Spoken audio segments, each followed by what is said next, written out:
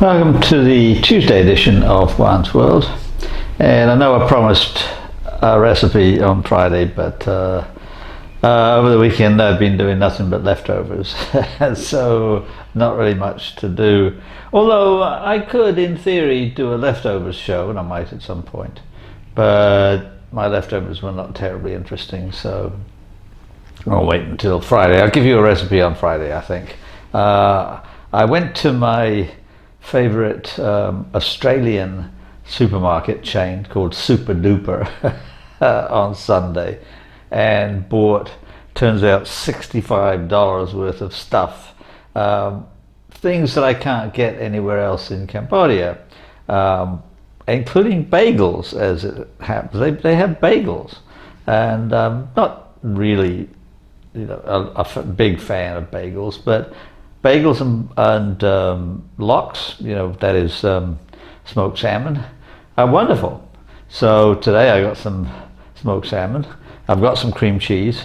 So combination of bagel, cream cheese by itself, that's fine, and some smoked salmon. That's great. So, and I've got tons of English chocolates of various sorts, including crunchy bars, which I really like, and violet crumble. I got some Wensleydale cheese. I got lots and lots of really wonderful foods.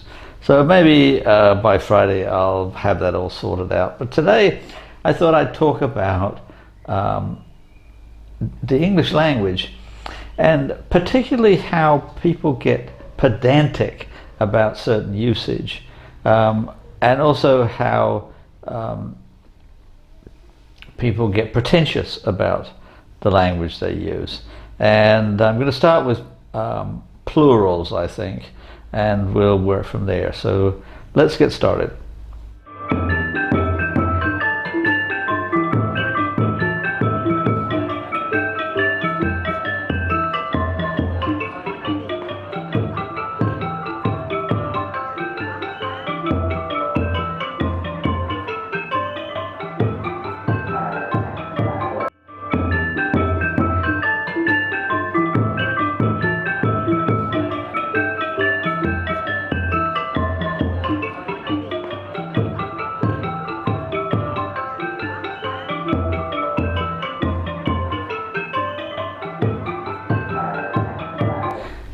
Now, plurals in English are really fairly straightforward. Most of the time you add s or es to something and it turns it from singular to plural.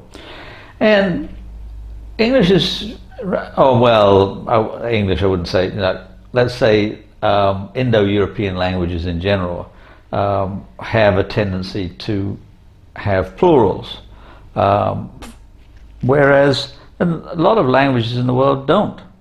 Most Asiatic languages don't. Khmer doesn't. Chinese doesn't. My Mandarin teacher he always used to say things like, "Why do you say 4 dogs? Why do you need dogs plural? The 4 tells you it's plural." And of course in Chinese they say 4 dog, and everyone understands. The only problem is that Chinese then has to add a count noun in the middle. So they don't just say 4 dog, they say 4 count noun for little animals, dog.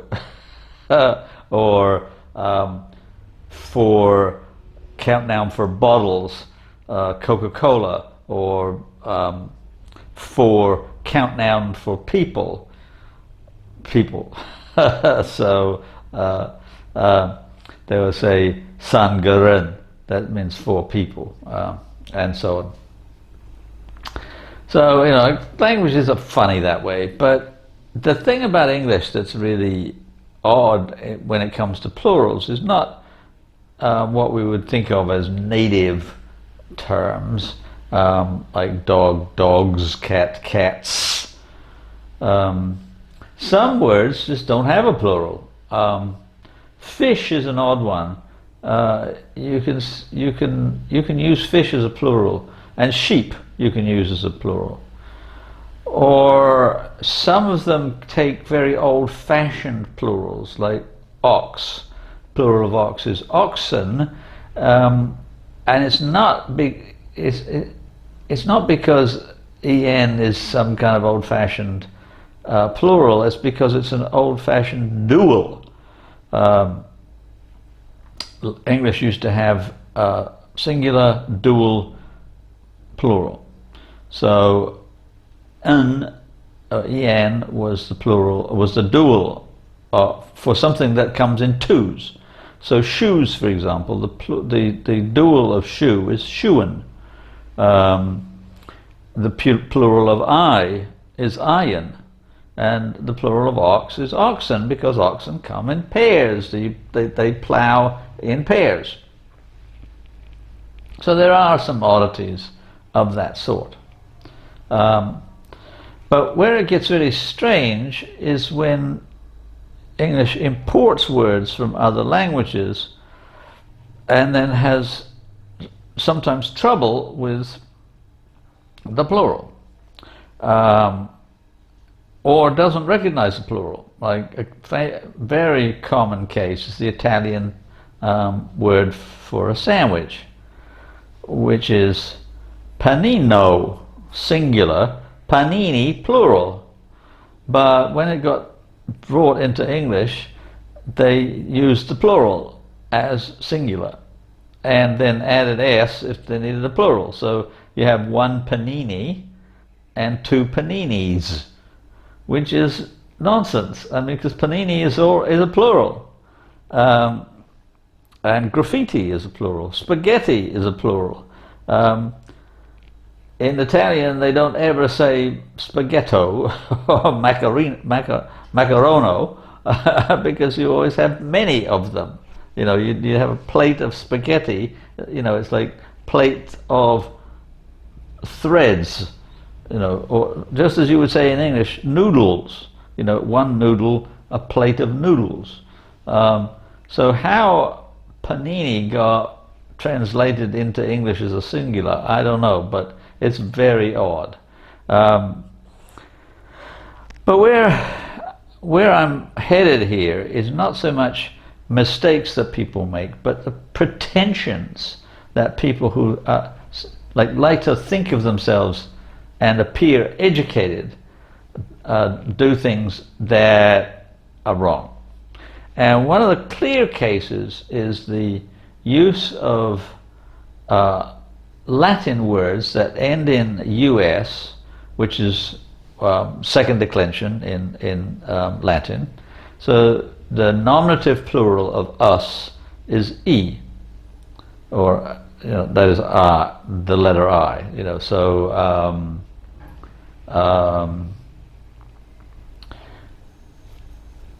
I can't think of I can't think of a second declension word now.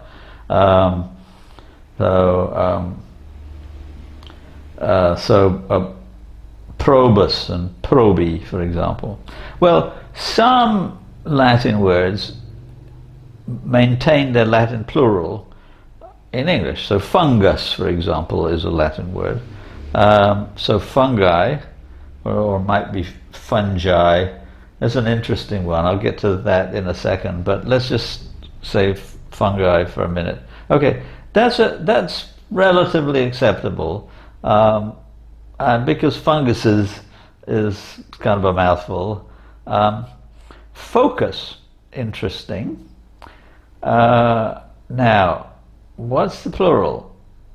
So in the singular, it's focus. In the plural, it would be foci. Well, here's the interesting thing. In the English language, C followed by E or I is soft, and C followed by A, O, and U is hard. So,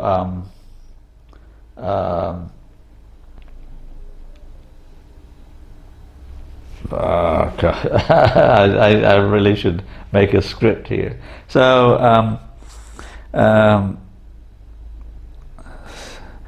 so yes, certify C-E-R-T, certify. Call, C-A. So C-E is S, C-A is ka. So what is F-O-C-I? It should be foci. So it should be focus, singular, foci, plural. I don't know how many people will actually do that. That's being pedantic, I guess. I have heard it, but I guess it's such a rare phenomenon. Like focus singular is very common. More than one focus is not so common. But here's the one that's always aggravated me, because academics, you know, they make a syllabus for a class, and if they have multiple classes in one semester, then they have multiple copies of a syllabus. What's the plural of syllabus? Well, see, they think that it should follow the Latin rule of US singular, I plural. But the thing is that syllabus is not a Latin word. It's a Greek word that was mistakenly transposed in English as a Latin word, but it never was. It's the Greek word syllabus, which became syllabos. And os is a singular in Greek, and the plural is oi. And we'll also get to that in a minute. So technically, if you wanted to keep syllabus as a foreign import and make a plural, it should be syllaboi. But nobody ever says that. But technically, and I've always done this, technically the plural of syllabus is syllabuses. And I always used to say that in faculty meetings, and once in a while I'd get corrected by somebody being super pedantic who didn't know any Latin. You know, like I spent 11 years learning Latin. I know my Latin. They think, oh, it's Latin, so we've got to make that that plural syllabi. And you'll find it in dictionaries, because dictionaries are descriptive. They're not prescriptive. They don't tell you what you should do. They tell you what people do. And what they do is they mistakenly say syllabi, and so it's stuck. Well, what about octopus? Octopus is not a Latin word either. It's also a Greek word.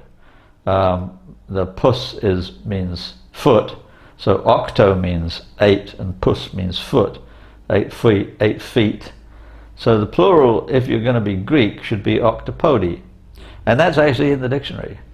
But most people will either say octopi, which is wrong, or octopuses, which is okay. The thing is that you can add an S or an ES to any word that you've imported if you now consider it to be an English word. But people who don't know Latin and Greek are constantly making mistakes and thinking that they're being hyper correct, whereas in fact they're just showing their ignorance. Another one, to go back to the Greek, is which this is not a plural per se, but a mistaken translation per se. The hoi polloi is a Greek word or Greek phrase, and when it's imported into English, means like common people. But you'll often hear or read people writing the hoi polloi. Well, hoi in Greek means the. Polloi means common people. So hoi polloi means the common people. So if you say the hoi polloi, you're saying the common people. Which also reminds me of yet another set of problems, that you'll hear people talking about their PIN number, or at the ATM machine, or their car's VIN number. They're not thinking about what those acronyms mean. ATM means automated teller machine. So if you say ATM machine, you're saying automated teller machine.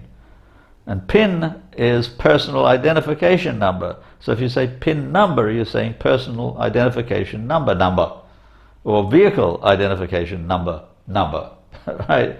People just don't think about how language is actually structured. It is pretty illogical. You know, there's a lot of really irrational things, but it's not that irrational. That's speakers making mistakes. So back to Latin plurals. I came across this the other day in one of my books that I've just written. What's the plural of memorandum or formula? Well, they are, memorandum is third declension neuter, formula is first declension feminine. The formulas it would be perfectly acceptable, that's fine. But the Latin plural is formulae, that is with an AE at the end. And I don't know why, but I have a tendency to use that plural. Memorandum, the plural is a. So one memorandum, two memoranda. I don't really use that very often because I normally shorten it to memo, and so the plural of memo is memos. But I think I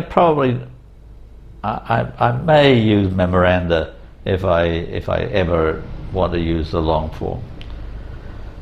All right, so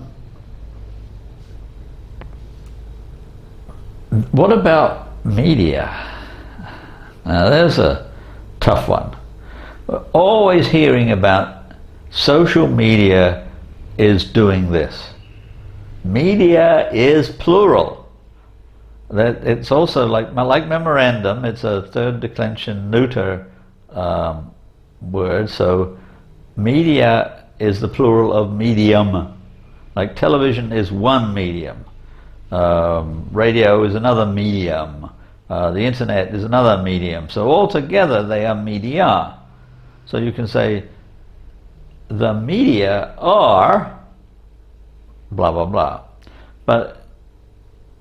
And if you're talking about social media, there are different ones. There's Facebook, Instagram, Twitter, and so forth. So they're plural, which means that they take a plural verb.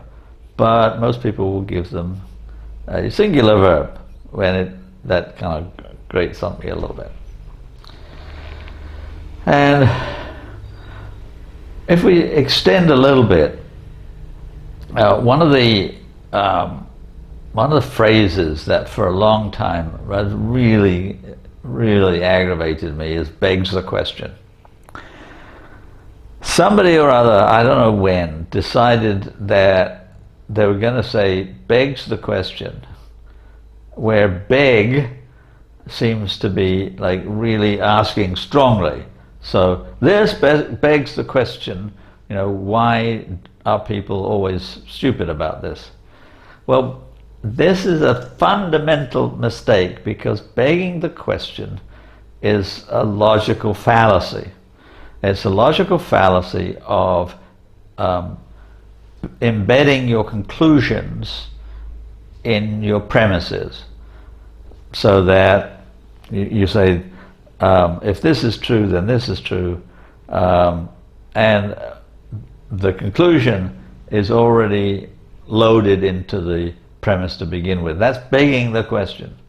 But you will hear over and over and over again people saying, well, this politician said such and so, which begs the question, but, you know, meaning it raises the question. Now, why can't they say raises the question? So, some writers of television shows are onto it, and they do say that. But you'll hear it over and over and over, and it's just pretentiousness. So like it sounds like I'm being really important because I'm begging the question rather than simply raising the question. I mean, I'm really forcing it, as opposed to I'm showing my ignorance. But that's another one that has gone down now into the dictionaries as a common usage. And I don't like that, because I like language to be precise. Now, I'm not saying that I will correct all mistakes all the time. I won't. I don't care about double negatives. You know, if somebody says to me, "He don't know nothing," I'm fine. I know what the person means. That's a dialect in which the double negative strengthens the negative. And that's true in so many European languages. It's true in French, it's true in Spanish, it's true in Italian. He does not know nothing is perfectly correct Spanish and French and Italian.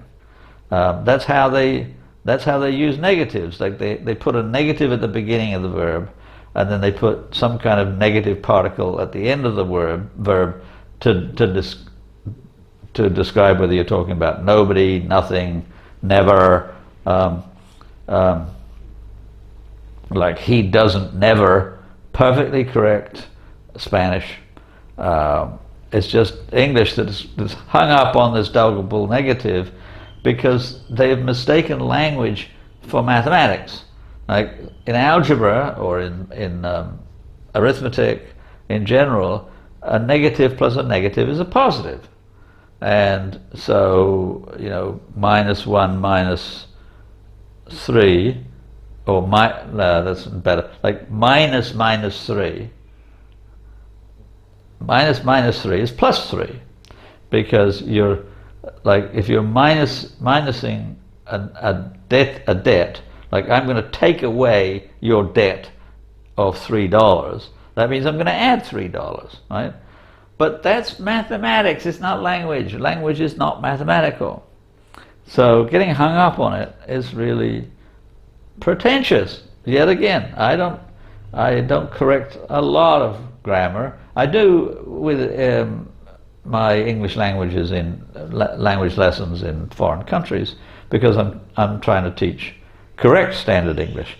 But when I was a university professor in the United States, I hardly ever did much in a way. I mean, like really egregious grammar problems I would correct, but I didn't cover them pages with ink. If I did, they would look like a bloodbath. But I was more interested in the quality of the ideas of the person, and as long as I understood the ideas, then the grammar was secondary for me. I mean, I had run-ins with various deans about this now and again, but you can spend a lot of time making sure that people follow the correct conventions of stylistic English. But you've got tons of authors, like George Orwell, for example. George Orwell wrote in his essay, I think, Politics in the English Language. It's like, just make sense. Don't torture the language in order to be correct. And there's like so many supposed errors that we are supposed to avoid, like split infinitive. Like the infinitive of a verb is to plus the basic verb. So to run, to jump, to hop, to drive. And you're not supposed to put an adverb in the middle. Well, Star Trek says to boldly go where no one, to boldly go. What's wrong with that? To go boldly doesn't have the same ease of expression. Not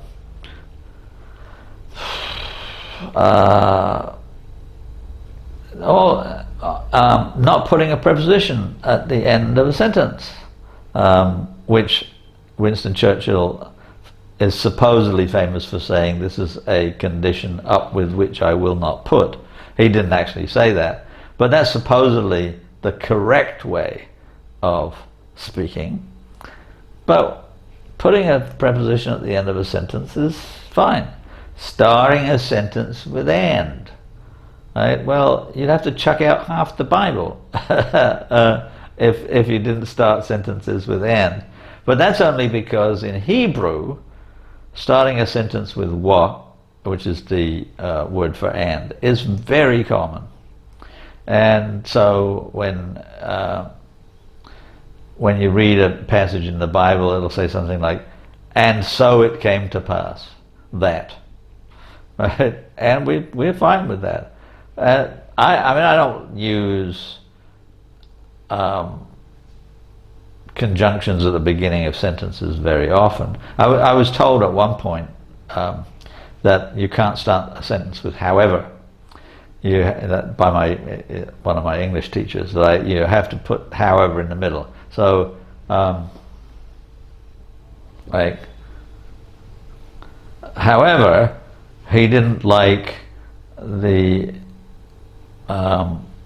child's drawing.